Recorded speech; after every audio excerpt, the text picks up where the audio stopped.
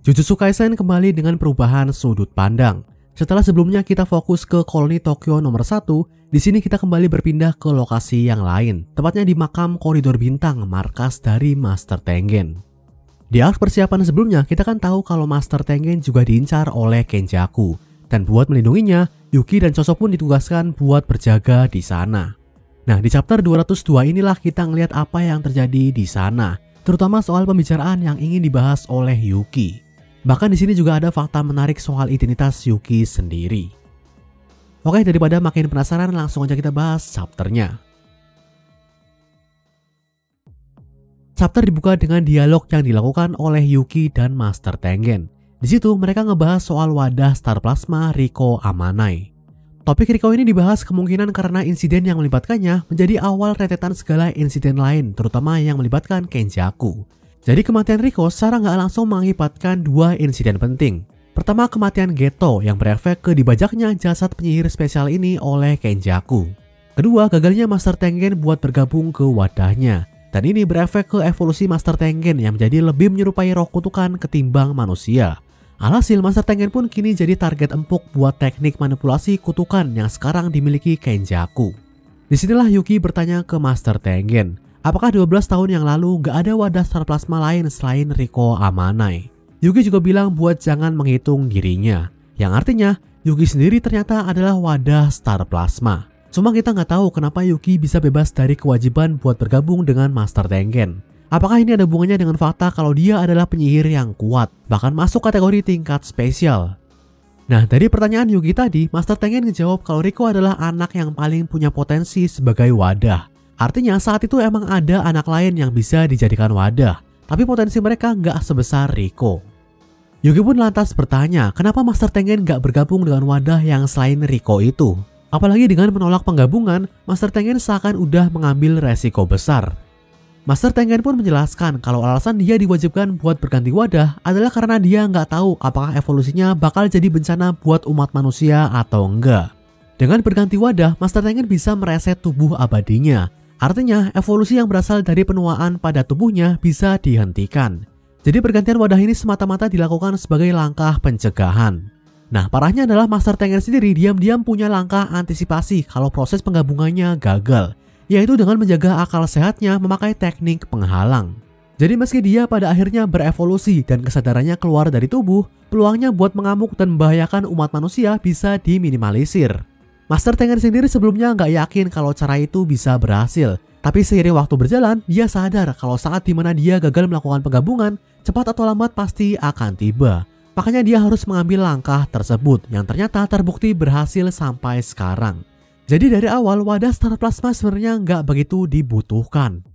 Disinilah Yuki marah karena Master Tengen seakan mengkontradiksi dirinya sendiri. Padahal Master Tengen sendiri yang mencetus kewajiban menjadi wadah ke anak-anak berpotensi. Dia juga yang menjaga tradisi tersebut layaknya hal yang wajar. Tapi dia sendiri ternyata udah punya pikiran kalau penggabungan dengan wadah itu gagal sebenarnya nggak masalah. Yuki pun bilang kalau pemikiran seperti itu disebut akal sehat, maka Yuki sendiri udah seperti orang suci yang layak disembah. Dari sinilah bisa diasumsikan kalau Yuki ini dari awal menentang tradisi mengorbankan anak-anak sebagai wadah. Inilah yang mungkin jadi alasan dirinya nggak dikorbankan meskipun punya potensi sebagai wadah Star Plasma. Yuki bahkan bilang kalau kelompok agama yang menyembah Tengen punya tujuan melindungi Riko ketimbang membunuhnya, dia mungkin bakal berpihak ke mereka. Dan Yuki ngerasa kesal sendiri karena harus berandai-andai. Nah, sebagai mantan wadah Star Plasma, Yuki ternyata juga bisa mendengar suara dari wadah-wadah lain yang ada di dalam Master Tengen. Sementara Master Tengen sendiri nggak bisa mendengar mereka. Ini karena setelah penggabungan terjadi, para wadah itu seakan udah menjadi Master Tengen itu sendiri. Yuki pun ditanya apa yang dikatakan oleh para wadah itu. Tapi Yuki menolak menjawabnya. Yuki nggak mau memberitahu hal tersebut karena pada akhirnya Master Tengen dengan segala pengalamannya bakal menganggap hal tersebut sebagai sesuatu yang nggak perlu dijadikan beban. Jadi sebagai mantan wadah Star Plasma, Yuki ngerasa bertanggung jawab buat menyusahkan Master Tengen dan gak membiarkannya hidup tenang. Saat itulah keduanya seakan merasakan sesuatu. Master Tengen pun bilang kalau dia ingin bicara dengan Yuki lebih lama lagi. Ucapan ini seolah bilang kalau ada yang mengganggu pembicaraan mereka. Dan yap, saat itulah lapisan luar makam Koridor Bintang pecah dan Kenjaku memusulkan dirinya. Kenjaku masuk ke markas Master Tengen tepat pukul 12 malam pada tanggal 16 November. Jadi di sini lagi-lagi kita melompat 2 hari semenjak kejadian di chapter sebelumnya. Dan kemungkinannya antara 14 dan 16 November ada twist yang sedang dipersiapkan oleh GG yang terjadi di pihak Yuji dan kawan-kawan. Makanya kita langsung loncat ke sudut pandang yang lain. Nah, saat Kenjaku masuk, yang menyebutnya adalah Choso seorang. Kenjaku pun bilang kalau dia udah nggak tertarik dengan Choso dan bertanya kemana Tengen berada. Tapi Choso menjawab kalau dia sendiri punya rasa tertarik, yaitu tertarik buat ngebunuh Kenjaku. Choso juga menyeletuk dengan bilang kalau Tengen gak mau ditemui oleh Kenjaku karena dia membencinya. Dari sinilah Kenjaku tahu kalau Choso adalah pion buat menghentikannya. Tapi dia bilang kalau usaha Choso itu bakal percuma. Ini karena tujuan Cooling Game sendiri udah tercapai dan persiapan buat menggabungkan seluruh non-penyihir yang ada di Jepang dengan Master Tengen kini udah selesai. Jadi sekali Kenjaku bisa menangkap Master Tengen, Jepang atau bahkan dunia bisa dibilang bakal tamat. Ucapan Kenjaku ini pun seakan jadi clue apa yang terjadi di 2 hari sebelumnya. Dan karena di sini dia ngerujuk ke non-penyihir yang ada di Jepang, ini juga bisa mencakup ke para tentara militer yang baru aja datang. Jadi apa yang terjadi ke mereka? Sama seperti kita, Choso juga bertanya-tanya apa yang terjadi ke Yuji dan kawan-kawan dan apakah mereka baik-baik aja. Tapi disinilah Kenjaku dengan baik hati memperlihatkan Choso skenario yang bakal terjadi ketika rencananya tercapai. Ruangan di sekitar mereka pun berubah ke sebuah studio di dalam bioskop. Dan di layar yang ada di depan mereka sedang berputar skenario dari Kenjaku. Di situ Kenjaku menjelaskan soal pembicaraannya dengan Yuki di Shibuya sebelumnya. Saat itu Yuki menyebut kalau optimasi energi kutukan mengarah ke evolusi manusia menjadi penyihir Jujutsu. Inilah kenapa Yuki menentang rencana Kenjaku, karena Yuki sendiri punya misi pribadi buat membebaskan umat manusia dari energi kutukan. Tapi ternyata mengubah manusia menjadi penyihir itu cuma tahapan awal dari rencana Kenjaku. Sebelum akhirnya, para manusia ini digabungkan dengan Master Tengen.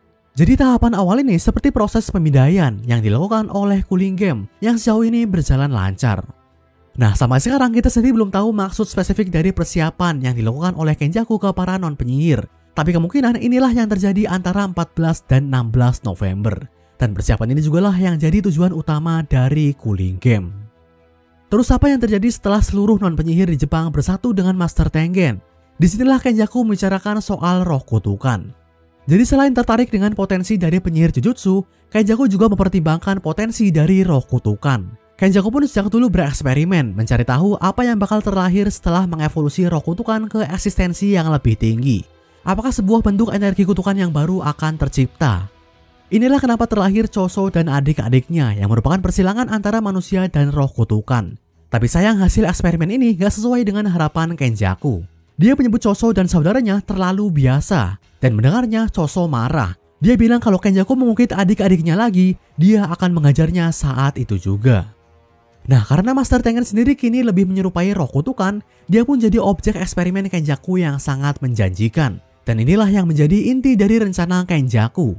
Dengan menggabungkan Master Tengen bersama seluruh non-penyihir yang ada di Jepang, akan terlahir roh kutukan yang diperkuat dengan energi kutukan dari 100 juta jiwa manusia. Bahkan layaknya Uzumaki, roh kutukan ini mungkin bisa melakukan ekstraksi kekuatan juga. Kenjaku pun penasaran seperti apa bentuk dari makhluk itu nantinya. Dia bahkan ngerasa seperti anak kecil yang sedang memegang krayon dengan kanvas putih di depannya. Saat itu juga kita diperlihatkan sebuah wujud roh kutukan raksasa yang menyerupai kelabang atau bahkan juga menyerupai tulang belakang manusia. Inilah gambaran roh kutukan yang akan terlahir nantinya. Mendengar penjabaran ini, Choso pun bertanya, apa yang sebenarnya mendorong Kenjaku melakukan hal ini? Dan Kenjaku menjawab kalau dia cuma berpikir hasilnya bakal menarik. Yap, semua yang dilakukan oleh Kenjaku ini murni insting seorang ilmuwan sinting. Choso pun lalu bertanya, gimana kalau makhluk yang dinanti-nanti Kenjaku itu berbentuk wajah dengan ekspresi konyol bagaikan badut? Dan Kenjaku menjawab kalau dia cuma akan tertawa. Chapter pun ditutup dengan Choso yang bersiap buat memakai teknik piercing blood atau darah penusuknya. Ya, pertarungan Choso melawan Kenjaku pun dimulai. Itu dia chapter 202 Jujutsu Kaisen. Di chapter ini kita berfokus ke dua topik, dialog Yuki dan Tengen serta rencana Kenjaku. Dialog Yuki dan Tengen sendiri berfokus ke fakta kalau ternyata wadah Star Plasma sebenarnya nggak begitu dibutuhkan. Artinya kalau aja Riko selamat, rencana Kenjaku mungkin nggak akan sejauh ini. Tapi seperti yang dibilang Yuki, nggak ada gunanya berandai-andai. Nah, di sini juga ada fakta menarik di mana Yuki menyebut Tengen dengan sebutan Pak Tua Bau Tanah. Tapi Tengen menjelaskan meski dia udah nggak punya konsep gender, tapi secara teknis dia adalah nenek-nenek. Ini merujuk ke gender asli Master Tengen sebagai penyihir Jujutsu. Berikutnya soal rencana Kenjaku. Kalau dijebarkan, rencana Kenjaku ini kemungkinan begini. Pertama, dia mengadakan cooling game. Dan setelah cooling game menyisakan mereka yang benar-benar kuat, Kenjaku pun membawakan sebuah bom berupa kekuatan militer dari negara lain. Pertempuran besar pun bakal terjadi antara kedua belah pihak, dan hasilnya, energi kutukan dengan skala besar bakal dihasilkan. Dengan energi kutukan itulah para non-penyihir akan diubah menjadi penyihir, dan entah lewat sebuah ritual atau apa, mereka pun kemudian disiapkan buat digabungkan dengan Master Tengen. Tapi seperti yang dibilang tadi, aksi spesifiknya sendiri kita belum tahu karena kita langsung lompat 2 hari. Yang menarik adalah endgame dari rencana Kenjaku yang ternyata adalah melahirkan roh kutukan. Dan dengan kekuatan mencapai 100 juta jiwa energi kutukan, makhluk ini jelas bakal jadi ancaman serius dunia. Dan yang jadi motivasi Kenjaku melakukan ini semata-mata hanyalah rasa penasaran melihat hal yang baru. Yang menurut gue sendiri sesuai dengan karakter ilmuwan abadi nan gila Kenjaku ini. Buat nasib Choso sendiri nggak bakal kaget kalau ini bakal jadi akhir dari riwayatnya. Karena secara kekuatan, Choso yang notabene termasuk penyihir baru jelas kalah dengan Kenjaku yang udah berpengalaman dan punya teknik yang OP. Tapi beda cerita kalau Yuki datang ngebantunya nanti. Dan bakal menarik buat ngeliat seperti apa teknik dan kekuatan dari penyihir tingkat spesial ini. Oke, segini aja pembahasan Jujutsu Kaisen dari Reko Manga kali ini. Like dan share kalau kalian suka. Komentar kalau kalian punya pendapat, kritik, atau saran. Subscribe kalau kalian tertarik dengan konten channel ini. Akhir kata, sampai jumpa.